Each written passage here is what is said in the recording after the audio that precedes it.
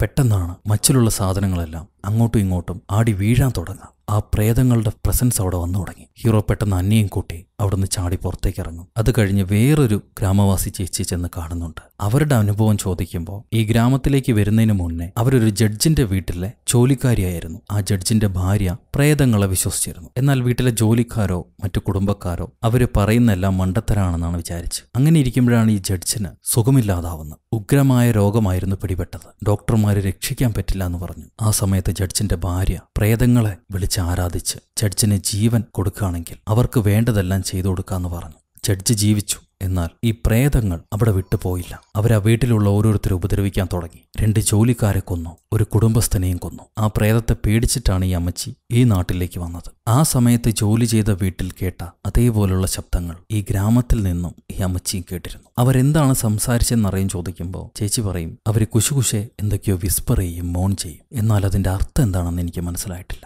ഞാൻ അവരോട് സംസാരിക്കാൻ ശ്രമിച്ചു, പക്ഷെ മറുപടി വ്യക്തമായി കിട്ടിയിട്ടില്ല. ഇത് കേട്ട് കഴിഞ്ഞ് ഹീറോ അടുത്ത ഒരു പെണ്ണിനെ ചെന്ന് കാണുന്നുണ്ട്. അത് ആ കഴുത്ത് ചുളിഞ്ഞ ചേട്ടന്റെ ഭാര്യയാണ്. എന്താ സംഭവിച്ചെന്ന് ചോദിക്കുമ്പോൾ ആ ചേച്ചി പറയും, നിങ്ങൾ ഇരിക്കുന്ന സ്ഥലത്ത് തന്നെയാണ് എന്റെ ഭർത്താവും ഇരുന്ന് ഭക്ഷണം കഴിച്ചുകൊണ്ടിരുന്നത്. ഞാനിപ്പോ താഴത്തെ പത്തായപ്പുരയിലായിരുന്നു. എന്തോ ശബ്ദം കേട്ട് ഞാൻ മുകളിലേക്ക് വന്നാണ്. എന്നാൽ എനിക്ക് ഡോർ തുറക്കാൻ കഴിഞ്ഞില്ല.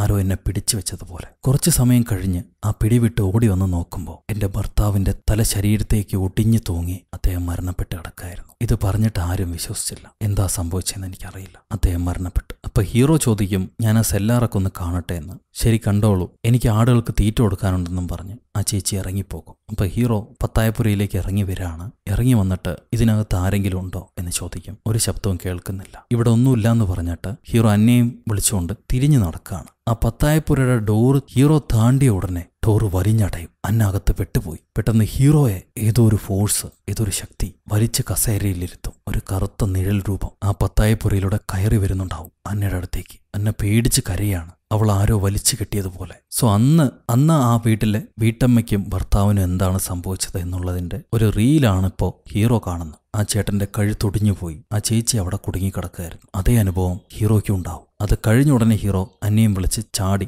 വീട്ടിൽ നിന്ന് പുറത്തേക്ക് ഇറങ്ങുകയാണ്. എന്നിട്ട് അയാള് ആ വീട്ടമ്മയോട് ചോദിക്കും, നിങ്ങളുടെ ഭർത്താവിന്റെ ബോഡി എവിടെയാണെന്ന്. അവര് ബാണിലുണ്ടെന്ന് പറയും. ഇവര് ബാണിലേക്ക് ചെന്ന് നോക്കുമ്പോൾ അവിടെ ഭർത്താവിന്റെ ബോഡിയോടൊപ്പം ആ ഗ്രാമത്തിലെ പലരുടെയും ഡെഡ് ബോഡികൾ കിടപ്പുണ്ടാവും. അതെല്ലാം വിന്റർ കഴിഞ്ഞിട്ട് സംസ്കരിക്കാൻ വേണ്ടി ഇവർ സൂക്ഷിച്ചു വെച്ചിരിക്കുന്നതാണ്. അതെല്ലാം ആരൊക്കെയാണെന്ന് അന്നെ ഹീറോയ്ക്ക് പറഞ്ഞു കൊടുക്കുകയായിരിക്കും. ഓരോരുത്തരുടെ ബോഡിയും പരിശോധിച്ച് നോക്കുമ്പോൾ രോഗം ബാധിച്ച് മരിച്ചതുപോലെയില്ല. Spongy chest, grey face, waxy skin. ഈ ഒരു അവസ്ഥയിൽ മരിച്ച ആൾക്കാര് ഫ്ലൂവിനാൽ ബാധിക്കപ്പെട്ടവരല്ല. പിന്നെ എന്തായിരിക്കും അവരുടെ മരണകാരണം? ഹീറോ ഒന്നുകൂടെ ബോഡി ചെക്ക് ചെയ്യുമ്പോഴാണ് എല്ലാ ബോഡിയിലും വലിയൊരു ആഘാതമേറ്റതിന്റെ പാടുള്ളതായിട്ട് കാണാം. ഹീറോ എല്ലാവരെയും ഫോട്ടോ എടുക്കുന്നുണ്ട്. അതിനൊപ്പം നമ്മുടെ കൊച്ചുപെണ്ണിന്റെ ഫോട്ടോയും എടുക്കും. എല്ലാവരുടെ ബോഡിയിലും ഈ ആഘാതമുണ്ട്, ആഘാതത്തിന്റെ പാട്. എന്തുകൊണ്ടാണ് ഇതെല്ലാം ഇവരുടെ ശരീരത്തിൽ ഇങ്ങനെ ഉണ്ടാവാൻ കാരണം? എനിക്കിങ്ങനെ ഉണ്ടായിരുന്നു. അത് ബ്ലാസ്റ്റിന്ന് സംഭവിച്ചാണ്. ഇവർക്കെല്ലാം അങ്ങനെ ഉണ്ടാവണമെങ്കിൽ ആ പ്രേതങ്ങളുടെ ഫോഴ്സ്, എയർഫോഴ്സ് ഉണ്ടായിരിക്കണം ഇവർ മരണപ്പെട്ടിട്ടുണ്ടാവുക. അല്ലാതെ ഫ്ലൂ കൊണ്ടല്ല. അവർക്ക് എന്താണ് വേണ്ടത്, ആ പ്രേതങ്ങൾക്ക് എന്താണ് വേണ്ടതെന്ന് നമ്മൾ കണ്ടുപിടിക്കണം. അല്ലെങ്കിൽ അവർ വീണ്ടും ഈ ഗ്രാമവാസികൾ ഉപദ്രവിച്ചുകൊണ്ടേയിരിക്കും, കൊന്നുകൊണ്ടേയിരിക്കും. അപ്പൊ അന്ന പറയും, നമ്മൾ അവരോട് സംസാരിക്കാൻ ശ്രമിച്ചാൽ ഒരുപക്ഷെ അവർ നമ്മളെ കൊന്നാലോ? അതിന് ഹീറോ, ഇല്ല,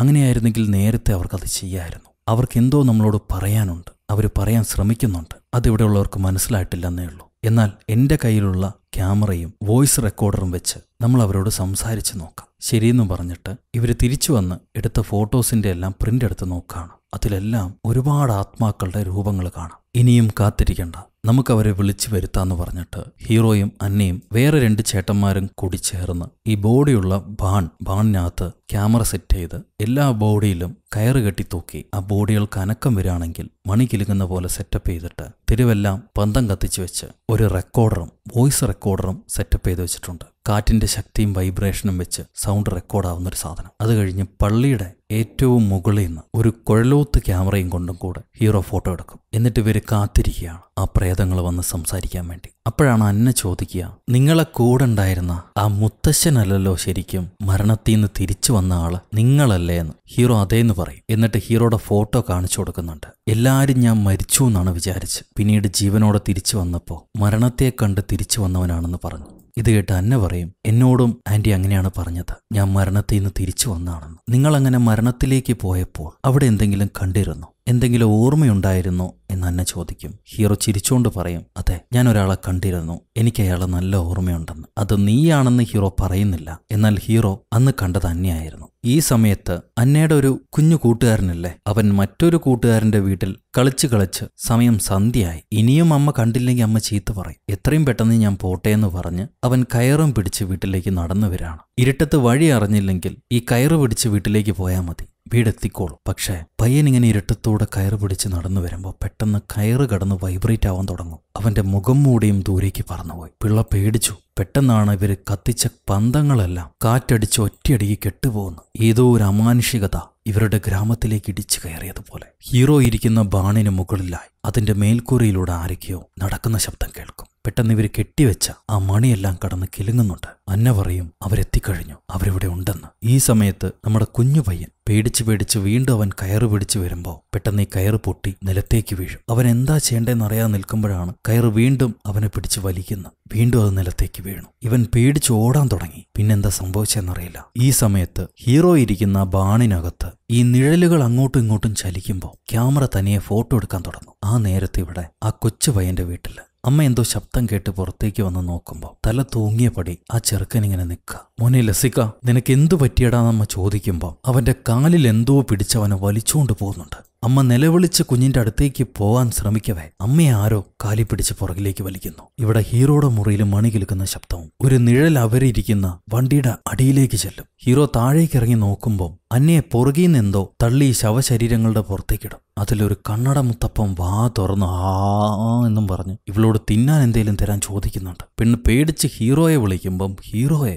ഏതോ ഒരു ശക്തി വലിച്ച് താഴെയിടും. പെട്ടെന്ന് അവിടുത്തെ ഒച്ചയും ബഹളമെല്ലാം നിന്നു. വീണ്ടും പന്തങ്ങളെല്ലാം പഴയപടി കത്താൻ ആരംഭിച്ചു. ആ പ്രേതങ്ങൾ പോയി. ഇനി കുഴപ്പമില്ല, പേടിക്കണ്ടെന്നും പറഞ്ഞ് ഹീറോ അന്നയെ വിളിച്ചുകൊണ്ട് വന്ന് ബാണിന് പുറത്തു നിർത്തിയിട്ട് ഞാൻ ക്യാമറ എടുത്തുകൊണ്ട് വരാമെന്ന് പറഞ്ഞ് ബാണിനകത്തേക്ക് പോവാണ്. പോയി നോക്കുമ്പോണ്ട് ഈ ശവശരീരങ്ങളെല്ലാം ഏറി പറന്ന് പലതരത്തിൽ പോസ് ചെയ്തുകൊണ്ട് നിൽക്കുന്നു. അവരുടെ ഒപ്പം തന്നെ അന്നയുടെ രൂപത്തിലുള്ള ഒരു പെൺകുട്ടിയുണ്ട്. ആ പെൺകുട്ടി അതിവേഗത്തിൽ ഹീറോയുടെ അടുത്തേക്ക് ഓടി വരും. പെട്ടെന്ന് അത് അപ്രത്യക്ഷമാവും. അപ്പോഴാണ് ശരിക്കുള്ള അന്ന അകത്തേക്ക് വരുന്നത്. അവള് വരുമ്പോഴേക്കും ഈ ബോഡിയെല്ലാം നിലത്തേക്ക് വീഴുന്നു. ഇത് കണ്ട് അന്ന ആ പ്രേതങ്ങളോട് വിളിച്ച് ചോദിക്കുകയാണ്, നിങ്ങൾക്ക് എന്തെങ്കിലും പറയണമെന്നുണ്ടെങ്കിൽ ഞങ്ങളോട് പറഞ്ഞോളൂ, ഞങ്ങളത് ചെയ്തു തരാം. എന്തിനാണ് നിങ്ങൾ ഞങ്ങളുടെ ആൾക്കാരെ ഉപദ്രവിക്കുന്നത്? ചോദിക്കോ, ഞങ്ങളോട് സംസാരിക്കോ. പക്ഷെ അനക്കൊന്നുമില്ല. അവര് പോയി കഴിഞ്ഞു എന്നാന്ന് ഹീറോ പറയും. അങ്ങനെ അന്ന് രാത്രി അവസാനിച്ചു. അടുത്ത സീനില് പുതിയ പ്രഭാതം പൊട്ടിവിടരുന്നു. ഹീറോ വീട്ടിലേക്ക് തിരിച്ചു വന്ന് ചേച്ചിയോട് എനിക്കൊന്ന് കുളിക്കണം എന്ന് പറയും. ചേച്ചി ചൂടുവെള്ളം വെച്ചു കൊടുത്തിട്ട് പുറകിൽ നിന്ന് ഇങ്ങനെ നോക്കി ലൈനടിക്കുകയാണ് ഹീറോയെ. രസമുണ്ട് കാണാൻ,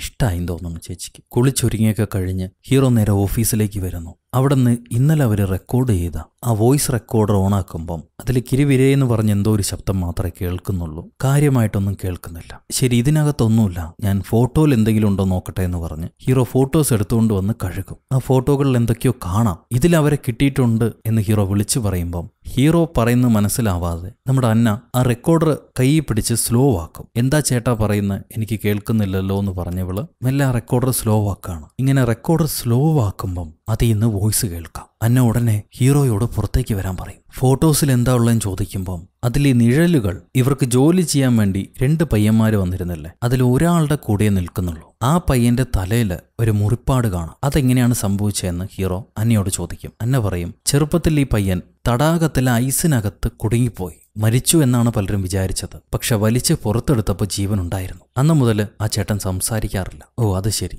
എന്ന് പറഞ്ഞിട്ട് ഹീറോ ചർച്ചിന്റെ മണ്ടേന്ന് ഇവരെ ഗ്രാമത്തിന്റെ ഫോട്ടോ എടുത്തില്ലേ, ആ പ്രിന്റ് നോക്കും. അതില് ഒരു പ്രത്യേക കറുത്ത വര പോകുന്നത് കാണാം വഴിയിലൂടെ. അതെന്താണെന്ന് മനസ്സിലായില്ല. ശരി, ഇതെല്ലാം ഇരിക്കട്ടെ, ഇനി ആ വോയിസ് കേൾക്കാന്ന് പറഞ്ഞിട്ട് റെക്കോർഡർ സ്ലോ ചെയ്ത് ഇവര് വോയിസ് കേൾക്കുമ്പം അതിൽ തോമസ് ഞങ്ങളെ ഗ്രേവിലേക്ക് കൊണ്ടുപോകൂ, ഞങ്ങളെ ഗ്രേവിലേക്ക് കൊണ്ടുപോകൂ എന്നാണ് ആ പ്രേതങ്ങൾ പറഞ്ഞിരിക്കുന്നത്. ഈ സമയത്ത് ആ ഗ്രാമവാസികൾ ഹീറോ താമസിക്കുന്ന വീട്ടിലേക്ക് വന്നിട്ട് എന്തുകൊണ്ടാണ് ഇങ്ങനെ സംഭവിക്കുന്നത്, നിങ്ങൾ എന്തെങ്കിലും കണ്ടുപിടിച്ചോന്ന് ചോദിക്കും. അന്ന അവരോട് പറയും, ഫോട്ടോഗ്രാഫർ ആ പ്രേതങ്ങളുടെ ഫോട്ടോസ് എടുത്തിട്ടുണ്ട്, അവരുടെ ശബ്ദവും റെക്കോർഡ് ചെയ്തിട്ടുണ്ട്. അപ്പൊ അതിലെ വീട്ടമ്മ ചോദിക്കുകയാണ്, അവർക്ക് എന്താണ് വേണ്ടതെന്ന് നിങ്ങൾ മനസ്സിലാക്കിയോ? അന്ന പറയും, ഇതുവരെ ഇല്ല, പക്ഷെ തോമസ് അവർക്ക് എന്താണ് വേണ്ടതെന്ന് കണ്ടുപിടിക്കും, നമുക്ക് കാത്തിരിക്കാം. അത് കഴിയുമ്പോൾ അന്നയും തോമസും കൂടെ ഇവരെ ഗ്രാമത്തിന്റെ ഫോട്ടോ എടുത്തില്ലേ, അതിലെ കറുത്ത വര അത് ഏത് വഴിയിലൂടെയാണ് പോണേന്ന് നോക്കും. ആദ്യം ആ കറുത്ത വര പോകുന്നത് അന്നയുടെ ആന്റി താമസിക്കുന്ന വീട്ടിൽ തന്നെയാണ്, അന്നയുടെ വീട്ടിൽ തന്നെയാണ്. ഹീറോ അന്നയുടെ വീട്ടിലേക്ക് ചെല്ലുമ്പോൾ അവിടെ കതകിലായി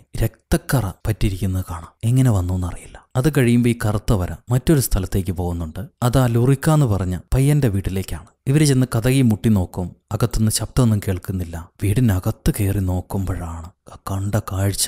അവര് ഞെട്ടിപ്പോകും. ആ കുടുംബത്തിലെ 4 പേരും മരണപ്പെട്ട് ഡൈനിങ് ടേബിളിൽ ഇങ്ങനെ ഇരിക്കുക. അതിലും ആ പയ്യനാണ് മൃഗീയമായി മരണപ്പെട്ടിരിക്കുന്നത്. ഇവരകത്ത് വന്ന് പേടിച്ചിരിക്കുമ്പോഴേക്കും ഗ്രാമവാസികൾ പുറകെ വന്ന് ഈ കുടുംബത്തിന്റെ അവസ്ഥ കാണുന്നുണ്ട്. അതിലൊരുവൻ പറയും, നീയാണ് അവരെ ദേഷ്യപ്പെടുത്തിയത്. ഈ കുടുംബം ഇങ്ങനെ ആവാൻ കാരണം നീയാണ്. എല്ലാവരും പേടിച്ച് പ്രാർത്ഥിക്കാൻ തുടങ്ങും. ദൈവമേ, ഇനി നീ മാത്രമേ ഉള്ളൂ ഞങ്ങളുടെ രക്ഷ. ഈ ഗ്രാമത്തിന് എന്താണ് സംഭവിക്കുന്നത്? അപ്പോഴേക്കും ഗ്രാമവാസികൾ ഓടിക്കൂടി ഈ കൂടിയതിലൊരു തൊപ്പിക്കാരനെ ഏതോ ഒരു അദൃശ്യ ശക്തി പിടിച്ച് വലിച്ചെടുത്തോണ്ട് പോകുന്നുണ്ട്. നേരെ ആന്റിയുടെ വീട്ടിലേക്കാണ് അത് കൊണ്ടുപോകുന്നത്. അത് വലിച്ചെടുത്ത് സീലിങ്ങിനകത്തേക്ക് അയാളെ മിഴുങ്ങിക്കളയും. ഇവർക്കൊന്നും മനസ്സിലാവില്ല. ജനമെല്ലാം പരിഭ്രാന്തരായി അങ്ങോട്ടും ഇങ്ങോട്ടും ഓടുക. ആ ഗ്രാമത്തിൽ എന്തൊക്കെയോ മാറ്റങ്ങൾ സംഭവിക്കുന്നു. കാറ്റടിക്കുന്നു, പൊട്ടുന്നു, മറിയുന്നു. എല്ലാവരും പള്ളിക്ക് മുന്നിൽ ഒത്തുകൂടാൻ തുടങ്ങി. അതിലൊരാൾ കുരിശും കൊണ്ട് പ്രാർത്ഥിച്ച് ആൾക്കാരെയും വിളിച്ച് ഉച്ചത്തിൽ പ്രാർത്ഥിച്ച് ഒന്നും വരില്ല, പേടിക്കണ്ടെന്ന് പറഞ്ഞ് നടക്കുകയാണ്. പെട്ടെന്നാണ് അയാളെ ഈ പ്രേതങ്ങൾ ബാധിച്ച് പൊക്കിയെടുത്ത് കഴുത്തൊടിച്ച് കൊന്നുകളയുന്നു. ഈ നേരത്ത് നമ്മുടെ ആന്റിയുടെ ശരീരത്തും ഈ പ്രേതങ്ങൾ കയറുന്നുണ്ട്.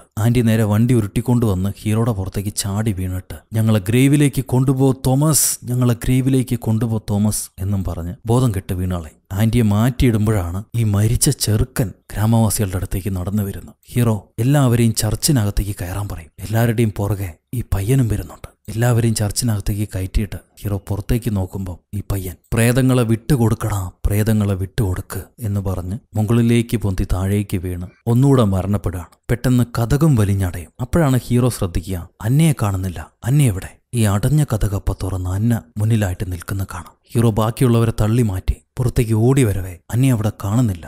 അതേപോലെ അന്നയുടെ ആന്റിയും എങ്ങോട്ടോ ഓടിപ്പോയി. ആന്റീനെയും കാണുന്നില്ല. ഹീറോ നേരെ ആന്റിയുടെ വീട്ടിലേക്ക് ചെല്ലുന്നു. ആന്റി കട്ടിലിൽ കിടന്ന് പെടയാണ്. ഈ സമയത്ത് നമ്മുടെ ഹൗസ് ഓണർ ലേഡിയും ആ 2 സഹായി ചേട്ടന്മാരും അവരും അന്നയും തോമസിനെ അന്വേഷിച്ചിറങ്ങും. ഈ സമയത്ത് ഹീറോ ബാണി വന്ന് നോക്കുമ്പോൾ അവിടെ ഈ ശവശരീരങ്ങൾക്ക് മുകളിലായിട്ട് അന്നിങ്ങനെ ഫ്ലോട്ട് ചെയ്തുകൊണ്ടിരിക്കുകയാണ്. ഇങ്ങോട്ട് ഓണർ ലേഡി ഓടി വരുന്നുണ്ട്. തോമസ്, തോമസ്, ആന്റി മരണപ്പെട്ടുകൊണ്ടിരിക്കുകയാണ്, നമുക്ക് എന്തെങ്കിലും ചെയ്യണം. ഇത് കേട്ട തോമസ് പറയും, അവർ അന്നയെ പിടിച്ചു കഴിഞ്ഞു. അപ്പൊ അന്നയെ ആ പ്രേതങ്ങളെ പിടിച്ച് വലിച്ചെടുത്തോണ്ട് പോവാണ്. ഹീറോ, നീ പേടിക്കണ്ട അന്ന, ഞാൻ നിങ്ങളുടെ കൂടെ ഉണ്ടെന്ന് പറയും. ഈ നേരത്തെ ആ സഹായി പയ്യന്മാർ ഓടി വരുന്നുണ്ട്. അതില് ഒരുത്തൻ ആ തലേ മുറിവുള്ള പയ്യൻ നിലത്തേക്ക് വീഴുന്ന കാണാം. പ്രേതങ്ങൾ ആ പയ്യനെ വലിച്ചിട്ടാണ്. ഇതെല്ലാം കണ്ടിട്ടാണ് ഹീറോയ്ക്ക് ഒരു കാര്യം മനസ്സിലാവുക. നമ്മുടെ ആന്റി മരണപ്പെട്ടുകൊണ്ടിരിക്കുകയാണ്. മരിച്ച ആന്റിയെ കൊണ്ട് മാത്രമേ ഈ പ്രേതങ്ങളെ ഈ ലോകത്തു നിന്നും വിളിച്ചുകൊണ്ട് പോകാൻ പറ്റുള്ളൂ. അവർക്ക് ആത്മശാന്തി കൊടുക്കാൻ പറ്റുള്ളൂ. ആന്റി അവർക്ക് വഴി കാണിച്ചു കൊടുത്ത് ഇവിടുന്ന് വിളിച്ചുകൊണ്ട് പോകും. ആ പ്രേതങ്ങൾ ആഗ്രഹിക്കുന്നു അതാണ്. ഇതിൽ മരണത്തിൽ നിന്ന് തിരിച്ചു വന്ന ആൾക്കാരുടെ കൂടെയാണ് ആ പ്രേതങ്ങൾ നടന്നുകൊണ്ടിരിക്കുന്നത്. കാരണം അവർക്ക് മാത്രമേ ഇവരെ ശരിക്കുള്ള വഴിയിലൂടെ വിളിച്ചുകൊണ്ട് പോയി ആത്മശാന്തി കൊടുക്കാൻ പറ്റുള്ളൂ. അതുകൊണ്ടാണ് ഹീറോയെ ചുറ്റി, അന്നയെ ചുറ്റി, ആ ട്വിൻസിനെ ചുറ്റി എല്ലാ ഈ പ്രേതങ്ങൾ നടന്നുകൊണ്ടിരുന്നത്. ഹീറോ പറയും, എത്രയും പെട്ടെന്ന് എല്ലാ മരിച്ച ഡെഡ് ബോഡികളും ആന്റിയുടെ വീട്ടിലേക്ക് കൊണ്ടുവരണം. കാരണം ആ ഡെഡ് ബോഡികൾ ഉണ്ടെങ്കിൽ പ്രേതങ്ങൾ അവിടെ ഒത്തുകൂടും. ആന്റി അപ്പോൾ മരണക്കിടക്കയിൽ കടന്ന് പെടഞ്ഞുകൊണ്ടിരിക്കാവും. പ്രേതങ്ങൾ അന്നയും പിടിച്ചിട്ടുണ്ട്. ഹീറോ നാട്ടുകാരോട് എല്ലാ ഡെഡ് ബോഡികളും ഇവിടെ കൊണ്ടുവന്ന് കൂട്ടാൻ പറയും. അതിൽ ഒരു ചൊറിയനുണ്ട്. അയാൾക്ക് ഹീറോയോട് ദേഷ്യമാണ്. നീയാണ് നരകവാതിൽ തുറന്നത്, ഈ ഗ്രാമത്തിന്റെ വിനാശം വിതയ്ക്കാൻ വന്നവനാണ് നീ. അയാളിങ്ങനെ ഹീറോയെ ചീത്ത പറഞ്ഞുകൊണ്ടിരിക്കുക. എന്നാൽ ബാക്കിയുള്ളവർ അയാളെ വകവയ്ക്കില്ല. ഇവർ ഓരോ ബോഡിയായി ആന്റിയുടെ വീട്ടിലേക്ക് കൊണ്ടുവരുന്നുണ്ട്. പെട്ടെന്ന് ആന്റി ശക്തമായി നിലവിളിച്ച് ബെഡിലേക്ക് വീണ്ടും വീഴും. അപ്പണ്ട് ആന്റിയുടെ വീട് ചുവരുകളെല്ലാം നിലത്തേക്ക് ഇടിഞ്ഞു കുത്തി ഭൂമിക്കടിയിലേക്ക് പൂഴ്ന്നിറങ്ങാൻ തുടങ്ങും. ആ വീട് മണ്ണിനടിയിലേക്ക് പുതഞ്ഞുകൊണ്ടിരിക്കുകയാണ്. ഓണർ ആന്റി അന്നയും തോമസും അതിനകത്ത് കുടുങ്ങിയിട്ടുണ്ടല്ലോ. അവരതേപടി വിട്ടുകഴിഞ്ഞാൽ അവർ മരിച്ചു. ഇവരോടി വന്ന് ജനാലയെ കൂടെ അന്നാന്ന് വിളിക്കുന്നുണ്ട്. ഹീറോ ഉടനെ അന്നയെ പൊക്കിയെടുത്തുകൊണ്ട് വന്ന് ജനാലയെ കൂടെ അവളെ പുറത്തേക്ക് ആന്റിയുടെ കയ്യിലേക്ക് കൊടുക്കും. എന്നാൽ ഹീറോയെ കൊണ്ട് രക്ഷപ്പെടാൻ കഴിയുന്നില്ല. അപ്പോഴേക്കും വീട് മണ്ണിനടിയിലേക്ക് പൂണ്ടു കഴിഞ്ഞു. ഈ സമയത്ത് ആ ചൊറിയൻ ഇത്രയും പ്രശ്നത്തിന്റെ ഇടയ്ക്ക് പോരാത്ത പുതിയൊരു കുഴപ്പം കൂടി ഉണ്ടാക്കുക. ഹീറോ ശാപാണ്, ചത്തുപോട്ടെ എന്ന് പറഞ്ഞ് ആ വീടിന് അയാളെ തീ വയ്ക്കും. ഈ ഭൂമിക്കടിയിലേക്ക് വീട് താണിറങ്ങുമ്പോൾ ചുറ്റുമുള്ള വെള്ളം, ഈർപ്പം ഈ വീട്ടിലേക്ക് കുത്തി ഒലിക്കുന്നുണ്ട്. ഈ സമയത്ത് ഡെഡ് ബോഡികളിൽ പലതിനും ആത്മാക്കള് വീണ്ടും അതിനകത്തേക്ക് കയറിയിട്ട് അതുകൾ അങ്ങോട്ടും ഇങ്ങോട്ടൊക്കെ ഓടി ശാന്തിയില്ലാതെ നാട്ടുകാരെ പേടിപ്പിക്കുകയാണ്. ഇവിടെ വീടിനകത്ത് ജലനിരപ്പ് ഉയർന്നു കഴിഞ്ഞു. ഏകദേശം ശ്വാസം കിട്ടാത്ത അവസ്ഥയായി. ആ സമയത്തുണ്ട് ഈ ആന്റിയിൽ കയറിയിരിക്കുന്ന പ്രേതം ഹീറോയെ വെള്ളത്തിനടിയിലേക്ക് പിടിച്ച് വലിച്ചിട്ട് ഞങ്ങളെ ഗ്രേവിലേക്ക് വിളിച്ചുകൊണ്ട് പോ തോമസ്, തോമസ് എന്ന് പറയുന്നുണ്ട്. ഹീറോ വീണ്ടും മരണാനന്തര അവസ്ഥയിലേക്ക് പോകുന്നു. അവൻ ഏതോ ഒരു പഴയ വീട്ടിലെത്തിയതുപോലെ അവിടെ അവൻ ഫോട്ടോ എടുത്തു വെച്ചിരുന്ന ആ ഡെഡ് ബോഡികളെല്ലാം കാണാം. ഈ നേരം തോമസിനെ വിട്ടുകൊടുക്കാതെ നമ്മുടെ ഓണർ ചേച്ചി കയറെടുത്ത്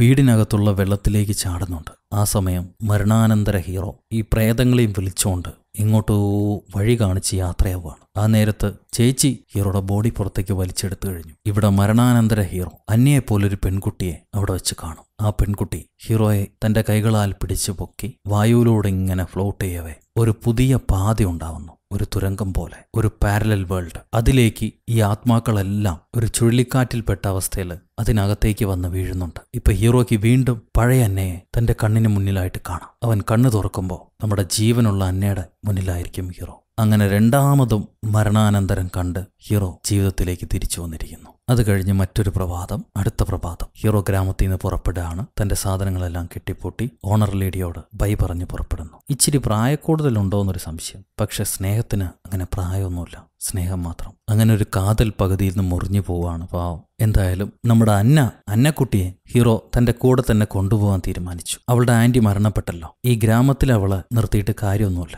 തന്റെ കൂടെ കൊണ്ടുപോവാണെങ്കിൽ പുതിയ കാര്യങ്ങൾ പഠിപ്പിച്ചു കൊടുക്കാം. തന്നെ പോലെ ഒരു പ്രൊഫഷണൽ ആക്കി മാറ്റാം അവളെ. അങ്ങനെ ഹീറോ അന്നയും വിളിച്ചുകൊണ്ട് ആ ഗ്രാമത്തിൽ നിന്ന് പുറപ്പെടുകയാണ്. കാടും മലയും പുഴയെല്ലാം താണ്ടി ഇങ്ങനെ വരുമ്പോഴാണ് റോഡിലൊരു കാള മഞ്ഞക്കപ്പെട്ടിങ്ങനെ ചത്തു കിടക്കുന്ന കാണാം. ആ കുന്നിൻ ചെരുവിലായി ഒരു ഗ്രാമമുണ്ട്. ആ ഗ്രാമത്തിന് എന്തോ ഒരു ദുരൂഹത, അവിടെ ദുഷ്ടശക്തികളുണ്ട്. നീ ആ ഗ്രാമം കണ്ടിട്ടുണ്ടോ എന്ന് ഹീറോ ചോദിക്കും. അവിടെ ഇല്ലെന്ന് പറഞ്ഞുടനെ എന്നാവാ നമുക്ക് കണ്ടു നോക്കാന്ന് പറഞ്ഞു. അപ്പനും മോളും ആ ഗ്രാമത്തിലേക്ക് പോകുമ്പോൾ അവിടെ വെച്ച് പോസ്റ്റ്മോർട്ടം എന്ന ഈ സിനിമ അവസാനിക്കുകയാണ്. കഥ നിങ്ങൾക്ക് ഇഷ്ടപ്പെട്ടു എന്ന് വിചാരിക്കുന്നു. ഇതിന്റെ മീനിങ്ങും അർത്ഥമൊന്നും ചോദിക്കരുത്. പ്രേത സിനിമകൾക്ക് അങ്ങനെ പ്രത്യേകിച്ച് അർത്ഥവും മീനിങ്ങും ഒന്നും ഉണ്ടാവില്ല. കണ്ടിരിക്കാം, പേടിക്കാം, രസമാണ്. ഒരു പഴയ കാല ഗ്രാമത്തിലേക്ക് ഇങ്ങനെ പോയി വന്നൊരു അനുഭൂതി, അതാണ് ഈ സിനിമയിലൂടെ പറയപ്പെട്ടിരിക്കുന്നത്. ഹംഗേറിയൻ ഇഷ്ടപ്പെട്ടു എന്ന് വിചാരിക്കുന്നു. നിങ്ങളുടെ അഭിപ്രായം കമന്റിലൂടെ അറിയിക്കുക. ലൈക്ക് ചെയ്യാനും ഷെയർ ചെയ്യാനും പുതിയ കൂട്ടുകാരെല്ലാവരും ചാനൽ സബ്സ്ക്രൈബ് ചെയ്യാനും ഒരിക്കലും മറക്കരുത്. അടുത്തൊരു അടിപൊളി സിനിമയായിട്ട്